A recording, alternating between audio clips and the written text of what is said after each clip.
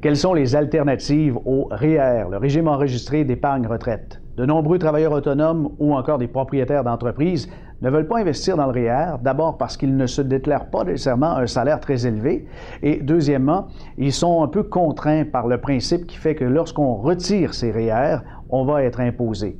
Évidemment, l'avantage de souscrire à un REER, c'est d'avoir une déductibilité, de déduire les sommes cotisées et ainsi avoir un remboursement d'impôts peut-être. Mais alors parlons des alternatives. Il y en a 3 plus importantes que d'autres, mais dans les alternatives qui sont acceptables au Canada, il y a le CELI, le compte d'épargne libre d'impôt. Vous avez droit en tant que citoyen canadien d'investir dans un CELI à hauteur de 5 500 $ par année. Il suffit d'être âgé de plus de 18 ans.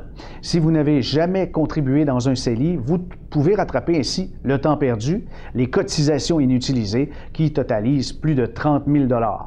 Évidemment, si vous avez des sommes plus substantielles, il va falloir trouver autre chose.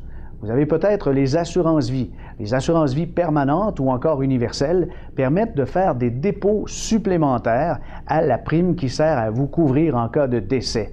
Et ces primes peuvent travailler de différentes façons. Dans l'assurance permanente, on a des ristournes, des dividendes ou participations que la compagnie d'assurance va vous verser. Il faut avoir un horizon à très long terme parce que les rachats sont pénalisés dans les premières années.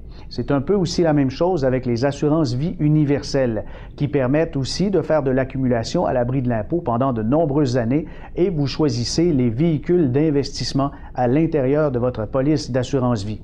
En passant, une entreprise, un holding, une compagnie de gestion peut être propriétaire d'une assurance vie et faire ainsi des placements qui vont avoir une croissance à l'abri de l'impôt.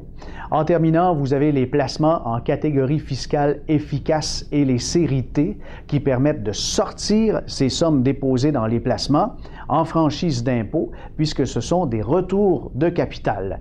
Et ainsi, les gains vont s'accumuler dans le temps. Évidemment, vous aurez une facture d'impôt à payer un jour, mais elle sera moindre puisque le gain en capital est imposable à moitié.